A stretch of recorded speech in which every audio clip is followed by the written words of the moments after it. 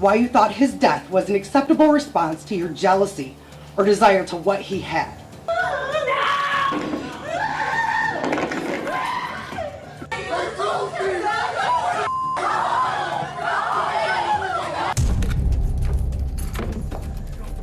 In the dark and unforgiving world of the criminal justice system, I'm so deeply sorry. I hope one day you can see I would never let this happen or do it on purpose. cases involving teenagers capture special attention due to their brutality and the naivety of the criminals involved. Agree with the family.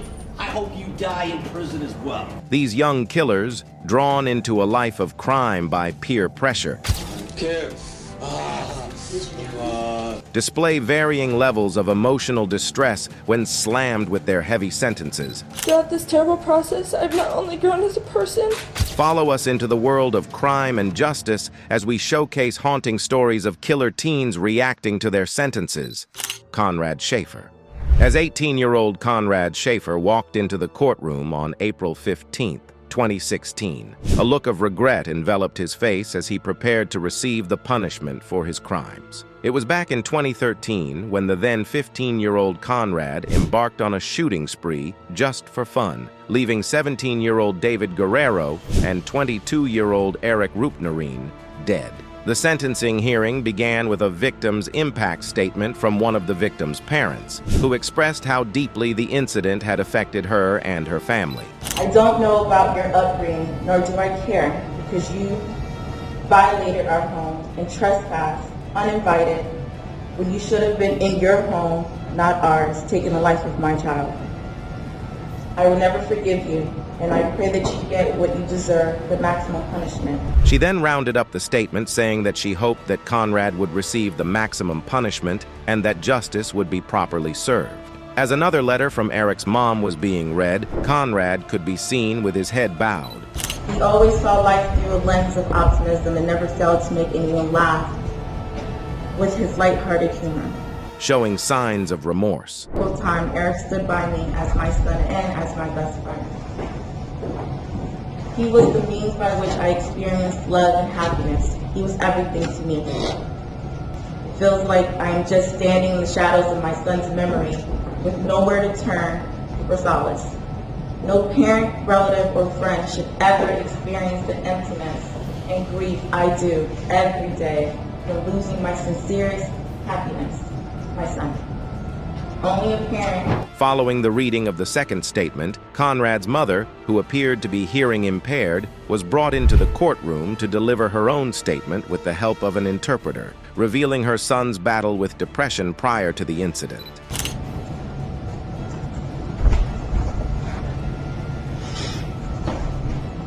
No, after that, all the grades declined. They made fun of him, he cried, he was depressed, he was upset. I would go back to the school, trying to talk to the principal. Again, it was just like, they were just not doing anything for him. He kept getting promoted from grade to grade after he went back, right? After hearing from his mother, the judge granted Conrad the chance to address the court, and he started with an apology. I would just like to apologize to the families that I've hurt. I know that y'all never forgive me, and I don't expect you to. I know if I was in your position, I'd feel the same way. I was 15 at the time. I'm really sorry for the things I've done. And I know I did wrong, and I know my apology don't mean nothing to you. And I know it ain't gonna change how you feel about me. But I just feel like I need to apologize, and I really am sorry for what I've done. As he spoke to the victim's family, the teenager appeared genuinely remorseful, even taking a pause to gather himself before continuing with his statement. I wish it never happened. I wish I could take it back. I wish I could change things, but I can't. I'm really sorry. I'm sorry to all the families I hurt. It's not something a normal person should do. It's not something anybody should do. You don't just take lives. And I'm really sorry because, I did something wrong. I took somebody's life. It's something you can never get back, you never get it back. You only have one life. Once you die, it's over. You don't have a chance to have a family, nothing. After hearing further arguments from the prosecution, who claimed that the horrific crime deserved the death penalty, the judge finally delivered his ruling. At this time, as to these 13 shift 2802,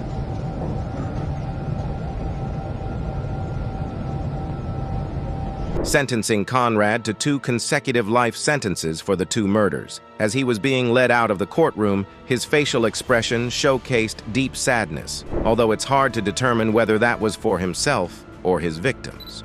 Sierra Halseth.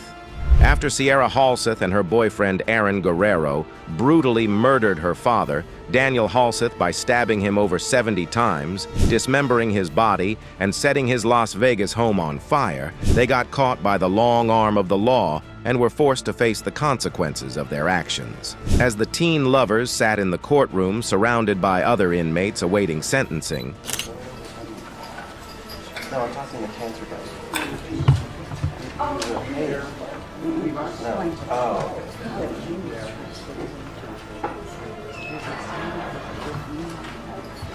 the expression on their faces was unreadable. But one thing was clear: they didn't appear remorseful for what they did. Before announcing their sentence, the judge asked if the 2 had anything to say, at which point Sierra got up to read a note she'd written, detailing the abuse she allegedly went through at the hands of her father. He touched me, sexualized me, molested me, slapped me, kissed me, as well as letting others do the same. He sexually harassed and abused me. Sometimes I would just be laying in bed and he would barge me and jump on top of me and just lie there. He would slam my door open, yell at me, then walk away. He degraded me constantly. He was a very vulgar and sexual guy. As she unveiled more disturbing allegations against her father with a shaky and emotional voice, she also revealed how one of his friends was allegedly being inappropriate with her, while her father did nothing to stop it. I told him that Joey was being sexual with me too, but he said it was because I was tempting him. I showed him the text messages between Joey and me, where Joey had said he was masturbating to me and was asking for voice messages from me, saying things that he wanted me to say and how he wanted me to say it. In these text messages, I told him, "No, or please stop, I don't want this," or I would make excuses that my voice message wouldn't work. My biological father just laughed and blamed it on me again. I told him about it a second time a few months later, in front of a girl who was a drug addict and a pedophile. He joked about it and normalized it too. Sometimes when Joey and I were alone together, my biological father would call me beforehand. "I'll make sure he doesn't try to have sex with you," in a joking manner. Another time, my biological father and me were driving in his car. After she was done with her statement, Guerrero stood up to deliver his own address. But contrary to Sierra, who remained unapologetic for what he did, Guerrero claimed he was sorry. That I can't take back. Assures me single day that I go in peace. I want these years to kind of enjoy the consequences of my actions. So when I might get the chance to release one day, I'll be able to say I learned my lesson. That's all I want to say. Thanks a lot. However, when Daniel's family members were given the chance to address the court, they had a whole different perspective, different from Sierra's story. Benjamin, Daniel's brother, had this to say. She was an unborn friend. Only wanted in life was to be good. The attitude skewed. He loved them more than anything in this world. He hadn't done anything for them. A while back, I met up with a few of his friends at his grave. Selfish and humane act by his own daughter and her boyfriend has taken him away from us forever. Now he's not even around for his family and I miss him every day. Our family wasn't able to choose their punishment, but they both should have gotten death for the life they took. 20 years will never be enough for taking down away from us. As he spoke about his brother's impact on his life, Benjamin struggled to maintain composure as his voice became shaky and emotional. The victim's other brother, Thomas, also took the stand to deliver a touching impact statement, explaining how Daniel was more of a father figure. To be honest, I'm not sure that's even possible.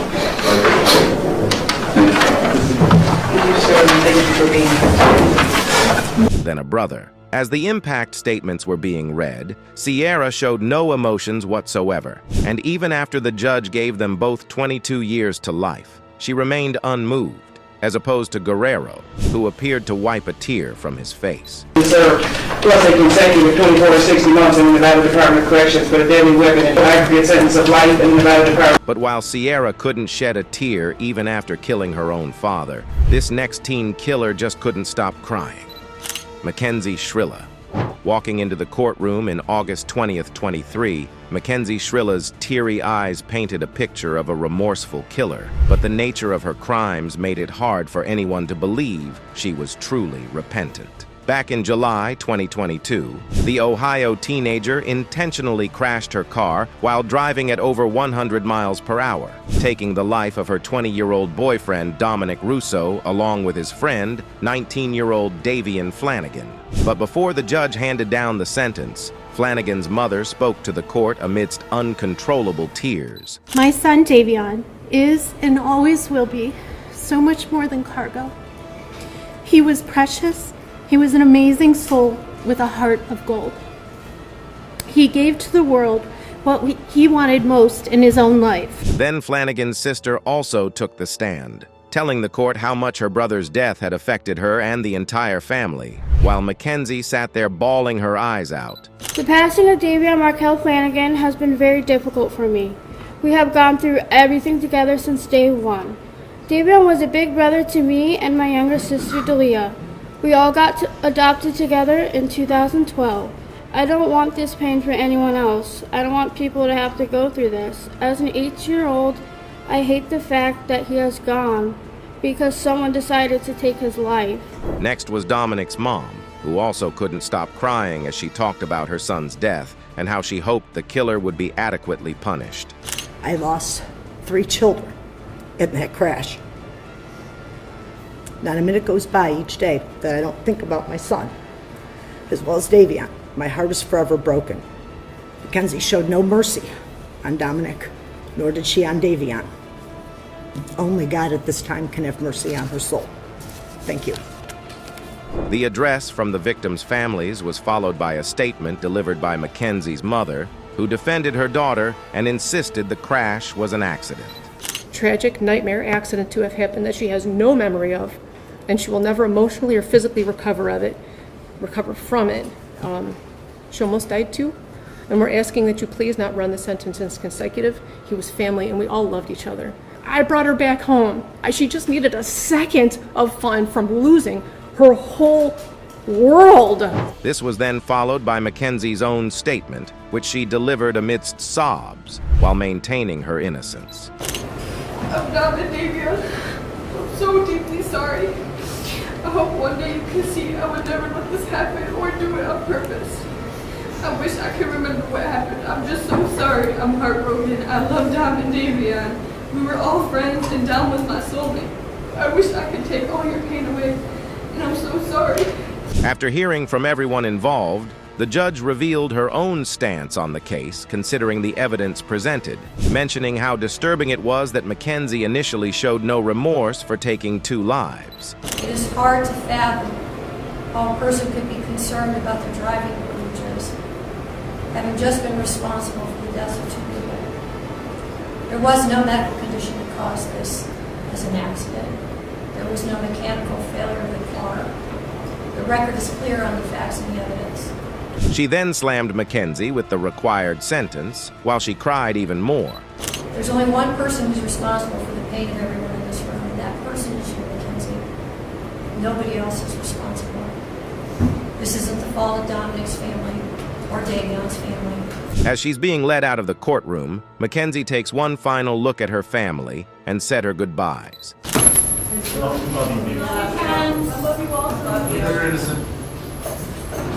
But while McKenzie was condemned by most of the people involved, our next case was a bit more controversial. Cameron Herron. Like McKenzie, Cameron's crime was also committed with an automobile, but the difference was that Cameron's victims were total strangers. Jessica Raubenolt and her 1-year-old daughter Lilia were crossing the road on Bayshore Boulevard in Tampa Bay back in May 2018 when they were struck by McKenzie's Ford Mustang, killing Jessica instantly, while Lilia was pronounced dead the following day. An investigation later revealed that the teenager was racing on the busy street with another friend when the incident happened. Sitting in the courtroom with a mask over his face, his demeanor was unclear, but according to an address delivered by his lawyer, he was extremely remorseful. Sorrow and regret that I feel is unfathomable. But I could not possibly imagine how you feel. I know that nothing can be done to turn back the clock, but I will and would do anything in my power to fix it. I am so sorry for what I did and what I caused. And was confirmed to the Catholic Church soon thereafter. Along with my family, I will be carrying these two precious lives with me forever and wherever I go. I would also like to apologize to my friends and family for what I put them through, and I could never repay any of them for the support that I have received from them.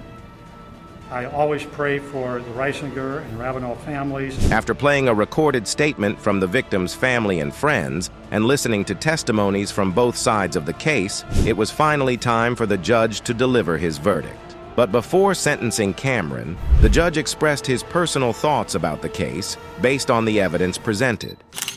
Start by saying that, as multiple people have observed, this is a particularly difficult case because there's really nothing that the court can do that's capable of fixing the harm that has been caused to the victims in this case. And in this case, there wasn't any evidence, and nor does the court believe that there was any specific intent to do harm in this case to the victims. But there was intent to drive at an egregious speed, 102 miles an hour, regardless of the consequences and regardless of... With that being said, the judge then delivered the stipulated sentence while Cameron's expression didn't change much. Vehicular homicide, the court's going to adjudicate the defendant guilty, sentence him to 9 years in Florida State Prison. On count 2, same charge, court will adjudicate the defendant guilty, sentence him to 15 years Florida State Prison, and that'll run consecutive to count 1, for a total 24 years Florida State Prison. Unlike Cameron, though, this next victim was all smiles even as his victim's family cried uncontrollably in the courtroom, Danta Wright. Standing face to face with the results of his reckless actions, Danta Wright somehow found something to smile about in the courtroom. His horrific crime takes us back to October 4th, 2016, when the teenager robbed and murdered 18-year-old Jordan Klee. As his sentencing hearing was kicked off, the judge gave Jordan's family the chance to address the court, and this was what they had to say. Your Honor, my name is Courtney Clay, and I'm Karen's cousin. She's asked me to read this on her behalf. Sure. I've lost my only child, my son, my baby, my friend. More than that, I've lost laughter and love. I no longer have the hope of having grandchildren. I've lost the enjoyment of holidays and birthdays and of everyday life. As a mother, or any parent ages, her child. But as the family expressed their pains with tears in their eyes, Wright could be seen smiling ear to ear and rubbing his hands together like he was proud of himself. You had should be yours. Why you felt that what you wanted, you were entitled to. Why you thought his death was an acceptable response to your jealousy or desire to what he had.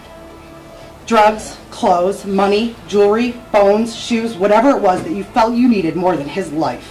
The situation got even worse after Wright and his lawyer took the stand, with the teenager interrupting his counsel and choosing to speak to the court himself. But what he says next shocked everyone. I just want to tell y'all, I'll be home soon. R.I.P. Keon, I love my family. That's all you got to say.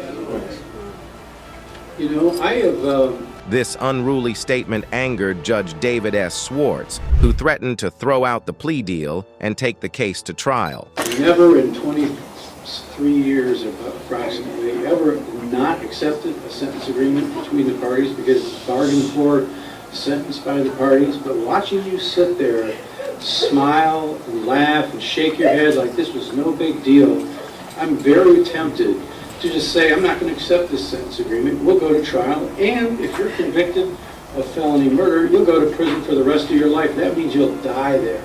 That's what I'm tempted to do. After hearing the judge speak, his demeanor began to change, and his villainous smile was slowly replaced with a worried look. But since the victim's family wasn't willing to drag the case much longer, the judge stuck to the deal and sentenced him to 50 years in prison, with a minimum term of 25 years. Before we unveil more shocking stories, here's our subscribers' pick for today. Beyond the shocking crimes teenagers are capable of, their courtroom shenanigans also catch national attention.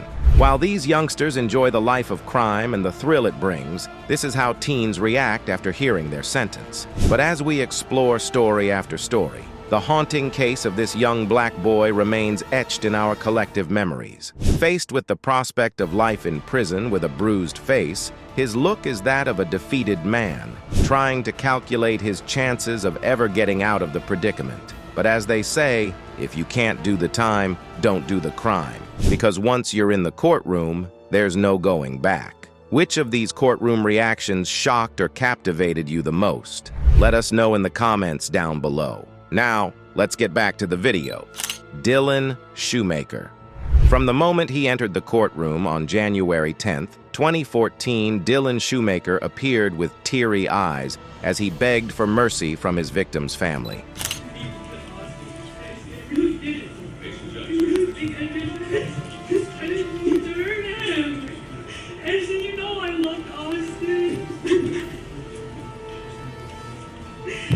The crime that brought him before the judge involved the murder of his girlfriend's 1-year-old daughter in 2013 while he was babysitting the toddler. The sentencing proceeding began with a victim's impact statement from Michael Smith, his girlfriend's brother, who spoke with tears in his eyes on the family's behalf. On the night of March 19th, my family's life was decimated because this did not have to happen. He had numerous opportunities to get help, to ask for help. He chose not to. This was followed by an address given by Dylan's lawyer, who tried to defend him and play off the incident as a mistake. Significant problems growing up, behavioral problems, aggression problems, anger problems. I had hoped that by having my client testify and by virtually cross-examining him during his direct examination, that would make an impact on the trial jury. Evidently, it didn't make enough of an impact because I thought the jury selected the most harsh and unreasonable option that they could. Following the convincing statement, Dylan himself was given the opportunity to address the court and the victim's family, and with tears in his eyes, he offered an emotional apology, explaining how he would never harm the toddler on purpose. I take back what was done. I wish I could. I would give my life for Austin. I loved him a lot. Him and Christopher were half the reason I was even staying with Ashley. I felt bad for the kids because they didn't have a place to stay. Ashley's cries could also be heard in the background as Dylan continued his apology and begged for her forgiveness. I'm sorry. I didn't mean to hurt you, son. And you know I didn't mean to hurt you. You just can't accept that because you know me. You've known me for 5 years. I never would have wanted to hurt Austin. However, the mood in the courtroom changed after the judge decided to speak about the case before delivering his judgment, revealing how truly horrific Dylan's actions were. Over his head while he was lying on the bed. Due to the pillow, he couldn't see. Probably he had a hard time breathing, and then you repeatedly punched him so hard as to cause his death by bleeding on the brain. That little boy had to be terrified. Austin trusted you. Now this is what he trusted you. And from the testimony, it appeared that boy loved you. What a betrayal of trust.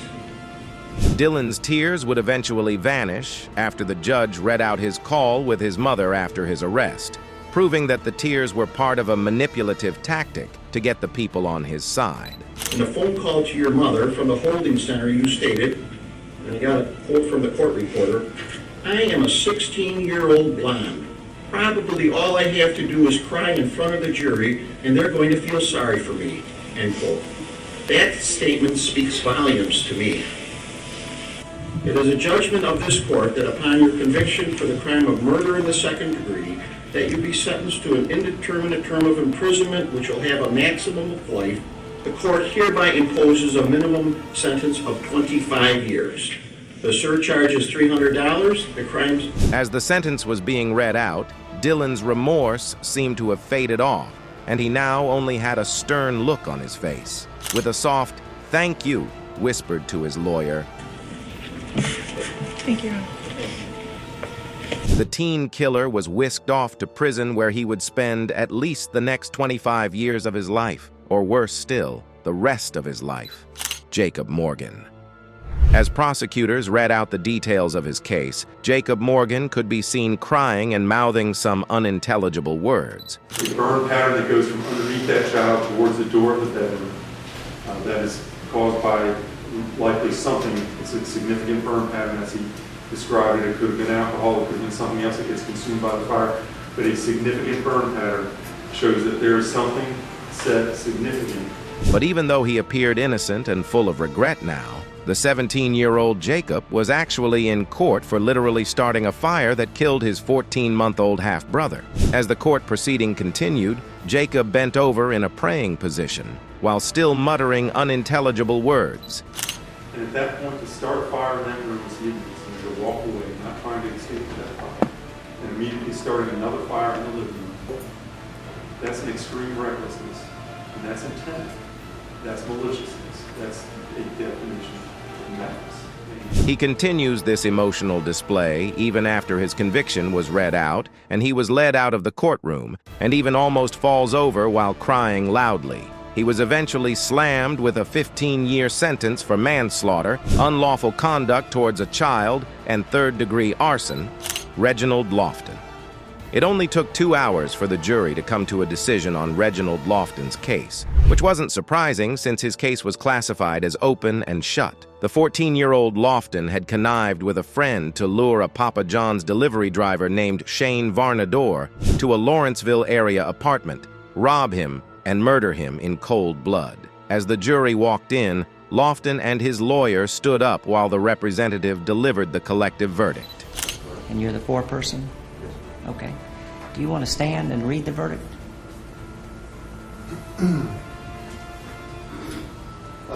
We, the jury, found the defendant in the first count of malicious murder not guilty.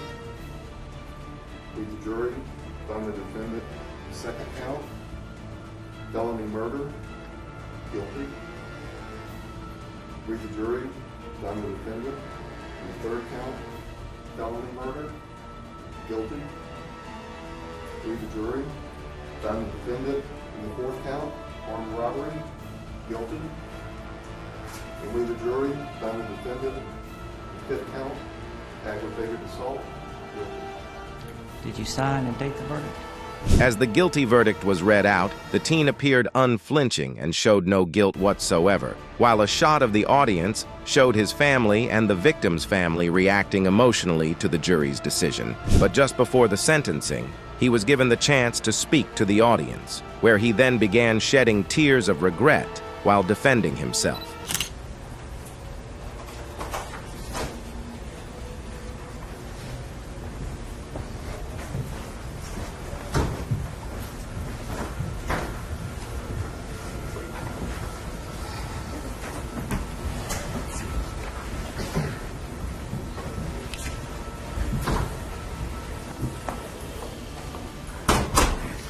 All right, thank y'all.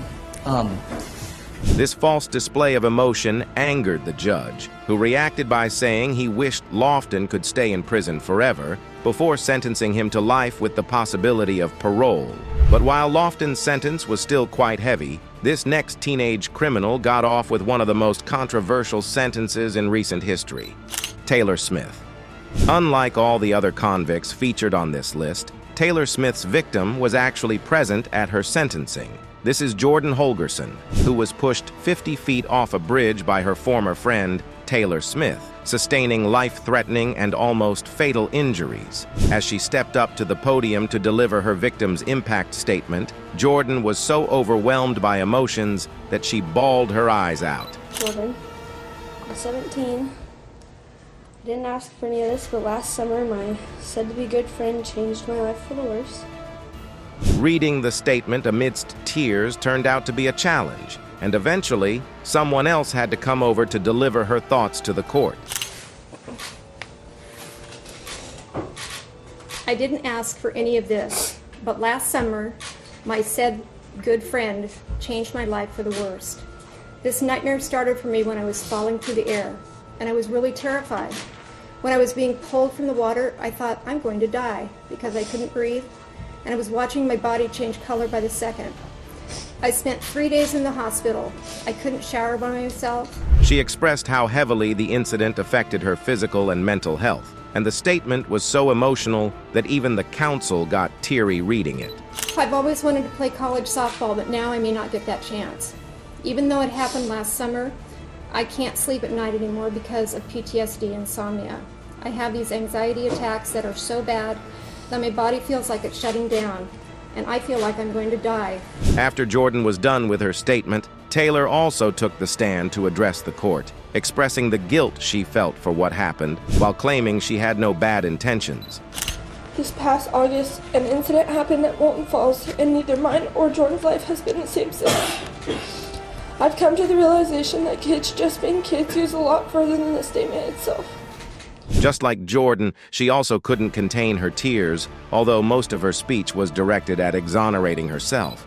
Throughout this terrible process, I've not only grown as a person, but I've learned to think and process outcomes before I act upon a brief moment in time.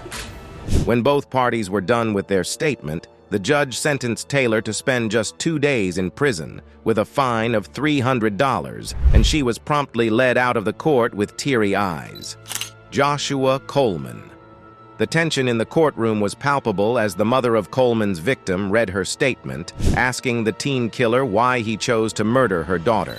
Why would Joshua do this to her? She didn't deserve it. She was a social butterfly. She didn't deserve it. The daughter in question was 15-year-old Deasia Green, who was murdered by Coleman back in January 2023 after running away from home. Coleman stood there stone-faced in the courtroom as the sentencing proceeding continued, and even when the judge asked him to speak, he refused. Tell the court why you did it. Coleman is one of many young people. Even after the judge read his sentence of 15 to life, the teenager showed no emotions whatsoever, proving to everyone that he might just be a cold-blooded killer. Thank you for watching. See you in the next one.